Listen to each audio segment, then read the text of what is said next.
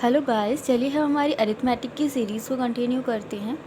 Question number 1, the value of a machine depreciates by 20% each year, how much less will the value of the equipment be after 3 years. Depreciate हो रहा है 20%, 20% की fraction value होती है 1/5। 3 साल की बात बोला है।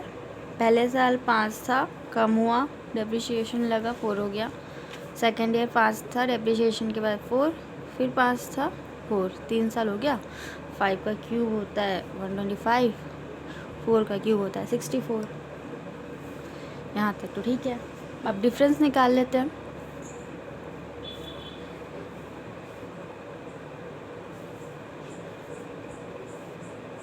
Sixty one, how much less will the value of the equipment be after 3 years. ठीक है, डिफरेंस 61। नीचे पहले वाली वैल्यू लिखेंगे 125 इंटू 100 करेंगे,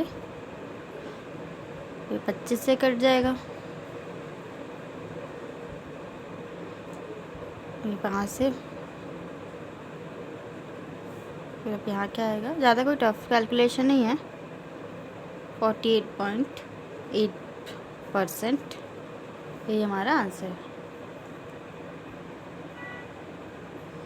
अब आपको क्लियर हुआ होगा। नेक्स्ट क्वेश्चन कर लेते हैं। 2 numbers are 30% and 37% lesser than a third number. By how much percent is the second number B to make it equal to the first number? Okay, 3 number की बात हो रहा है, first, second and third.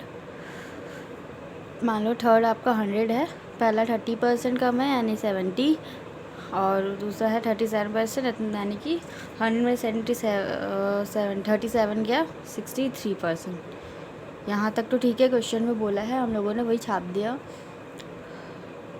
How much percent is second number to be enhanced. Second number की बात कर, to enhance to make it equal to the first number. अच्छा, इसको फर्स्ट नंबर के इक्वल बनाना है।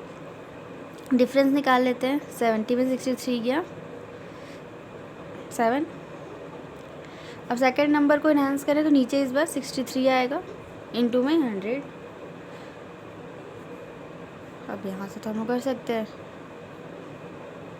11 1/9%, यही आंसर है। नेक्स्ट क्वेश्चन कर लेते हैं।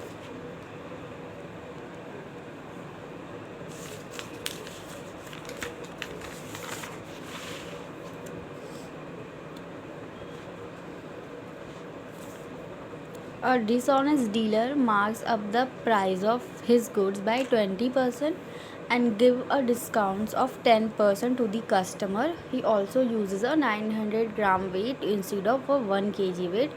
Find his profit percent. ठीक है, बेईमान दुकानदार है वो, और 900 ग्राम का वेट यूज़ करता है 1 kg के बजाय। तो 1 किलोग्राम बराबर 1000 ग्राम, तो 1000 ग्राम को हम यहाँ पर लिखते हैं। ठीक है, क्वेश्चन में बोला ये क्योंकि 900 ग्राम वेट यूज़ करें इंस्टेड ऑफ 1 kg, तो 1 kg को हमने 1000 ग्राम में कन्वर्ट कर लिया। यहाँ तक तो ठीक है। अब उसके बाद क्या बोल रहा है क्वेश्चन में, देखते हैं। अपने प्राइस को बढ़ा दिया 20%। 1000 का 20% कितना होता है? 1000 का 20%, 1000 में उसका 20% ऐड करोगे, यानी कि हो गया 1200 ग्राम। ठीक है, यहाँ तक ठीक है। क्वेश्चन में बोला था। अब उसमें क्या बोल रहा है वो, and gives a discount of 10%, minus discount 10%। 1200 का 10% 120 होता है, 120 माइनस कर देते हैं, 1080 ग्राम। ठीक है, यहाँ तक क्वेश्चन में दिया था। ठीक है, अब वो पैसा ले रहा है 1080 ग्राम का। ठीक है, इतना सामान वो बेच नहीं रहा है, उसने तो बेईमानी की है। वो बेच कितने का रहा है? पैसा तो ले रहा है 1080 ग्राम का, लेकिन दे रहा है सिर्फ 900 ग्राम। तो ये चीज़ लोगों को नहीं दिख रहा है, लोगों को लग रहा है कि वो इतने ग्राम का पैसा दे रहे हैं, तब उसको इसमें प्रॉफिट कितना हो रहा है ये हमको बताना है। तो 1080 में से 900 को माइनस करेंगे तो कितना बचेगा 180। 180 से कहाँ से प्रॉफिट हो रहा है, ये 900 से हो रहा है, इंटू में 100, 0 से 0 कट जाएगा, यानी कि उसको 20% का जो हो रहा है प्रॉफिट हो रहा है। ये आंसर है हमारा। आई होप आपको क्लियर हुआ होगा। नेक्स्ट क्वेश्चन कर लेते हैं। A and B invested in the ratio 5:3 in a business. If 10% of the total profits goes to charity and A's share is ₹900, find the total profit. A और B है, उनका ratio दिया हुआ है 5:3। ठीक है,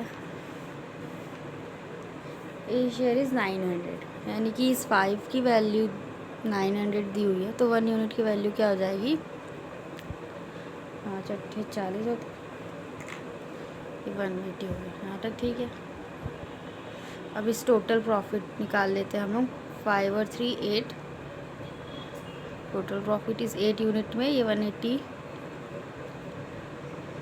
यानी 1440, और ये 1440 कितने का है, ये 10% तो चैरिटी में चला जाता है, यानी कि ये 90% की वैल्यू है 1440। फाइंड द टोटल प्रॉफिट, यानी 100% की वैल्यू हमको बताना है। तो 100 इंटू 1440 अपॉन में 90, 0 से 0 कट जाएगा, 9 कम 9, 9 चक्के 54, यानी टोटल प्रॉफिट हो गया 1600। ये हमारा आंसर है।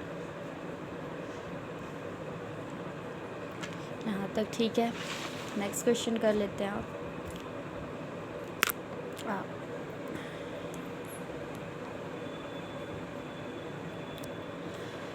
A and B invest ₹3000 and 4000 in a business. A receives ₹10 per month out of the profit as a remuneration for running the business, and the rest of the profit is divided into proportion to the investment. If in a year A totally receive 390, what does B receive? A और B हैं, इन्होंने invest किया है 3000 और 4000। यहाँ तक कि ठीक है। क्वेश्चन में दे रेशियो निकाल लेते हैं 3:4। बोल क्या रहा है, ए receive ₹10 per month as a remuneration for running the business. ठीक है, ए की बात करते हैं, ₹10 मिल रहा है, 12 महीने होते हैं साल में, यानी 120।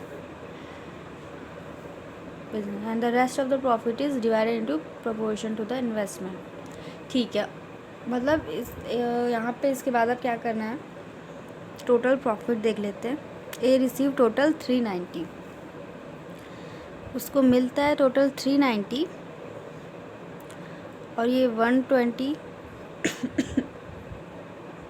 उसका खर्चा के लिए माइनस करना है, और उसके बाद जो वैल्यू आएगा 270 आएगा। क्वेश्चन में यहाँ तक ये दिया हुआ है, ₹10 पर मंथ मिलता है 12 महीने के हिसाब से फॉर रनिंग द बिज़नेस, और रेस्ट ऑफ द प्रॉफिट मतलब माइनस करने के बाद में टोटल उसको जो 390 मिलता है, उसमें से ये खर्चा माइनस करने के बाद जो बचता है वो उसको उसके इन्वेस्टमेंट के रेशियो में डिवाइड किया जाता है, यानी कि इस। तो अब इस 3 की वैल्यू, यानी कि ये क्वेश्चन में है 270, जो हम लोगों ने निकाला, इस 3 का वैल्यू 270, ये माइनस करने के बाद होगा। तो 1 यूनिट का वैल्यू क्या होगा 90 होगा। बी कितना रिसीव करता है, तो इस 4 इंटू ये 90 करेंगे तो 360 बी को मिलते हैं, और यही आंसर है। आई होप आप लोगों को क्लियर हुआ होगा। तो गाइज़, अरिथमेटिक इम्प्रूव अगर आप लोगों को करना है तो उसका एक ही तरीका है कि हर दिन प्रैक्टिस करिए। पहले तो इम्पॉर्टेंट चैप्टर से और बेसिक चैप्टर जो आने ही आने हैं उससे स्टार्ट कीजिए, जैसे percentage, profit and loss, ratio and proportion, partnership, ये तो आने ही चाहिए। फिर उसके बाद आप लोग स्टार्ट कीजिए टाइम एंड वर्क, फिर simple interest and compound interest, फिर एडवांस चैप्टर पे जाइए। पर पहले तो आप लोगों को जो आना चाहिए उसको तो हर दिन प्रैक्टिस कीजिए। जैसे परसेंटेज के बिना काम नहीं चलेगा आप लोगों का, प्रॉफिट एंड लॉस के बिना काम नहीं चलेगा, ये तो आना चाहिए। रेशियो एंड प्रोपोर्शन हो गया, ये 3 तो बहुत ही इंपॉर्टेंट चैप्टर है ये। इन तीनों के बाद क्या है, आप लोगों को एज जाना चाहिए क्योंकि ये सब आपस में कनेक्टेड ही है।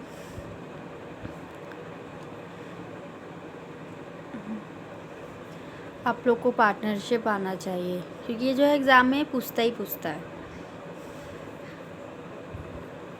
ये कर लेने के बाद फिर आप टाइम एंड वर्क पे कूदिए क्योंकि इजी है ये चैप्टर, बहुत टफ नहीं है। फिर एवरेज पे जाइए, इजी रहता है। पहले इतने को कर लीजिए आप लोग, फिर आप लोग आइए सिंपल इंटरेस्ट पे, कंपाउंड इंटरेस्ट पे, फिर टाइम, स्पीड एंड डिस्टेंस पे आइए। ऐसे करते करते फिर आप अपना बढ़ाइए, अपना स्पीड बढ़ाइए बाकी चीज़ों पे, बाकी चैप्टर्स पे। पर पहले तो इसको बहुत ज़्यादा टाइम देकर अच्छे से सीख लीजिए ये चैप्टर्स। उसके बाद इसमें आइए time, speed and distance, boat and stream. तो अभी मैं उनके लिए बता रही हूँ जो लोग बिगनर्स हैं और जो लोग जस्ट स्टार्ट किए हैं। जैसे अभी SBI क्लर्क का नोटिफिकेशन आया और आप लोग अभी कंफ्यूज हैं कि कहाँ से पढ़ना स्टार्ट करें, तो पहले इतना चैप्टर कंप्लीट कर लीजिए। इसको करने में ज़्यादा टाइम नहीं लगेगा आप लोगों को, इतना कर लीजिए। अपना सिंप्लीफिकेशन, नंबर सीरीज़, DI की प्रैक्टिस कीजिए। क्वांट आपका इतने में ही निकल जाएगा, ठीक है। उसके बाद फिर आप लोग रीजनिंग करिए, इंग्लिश करिए, फिर एडवांस लेवल के क्वेश्चन सॉल्व करिए। पर पहले एटलीस्ट इतना तो सीख लीजिए अच्छी तरह से ना, और हर दिन प्रैक्टिस कीजिए। ग्रेजुअली सारा चीज़ें इम्प्रूव हो जाएगा मैथ्स में, टेंशन की कोई बात नहीं है, ठीक है। Thank you so much guys.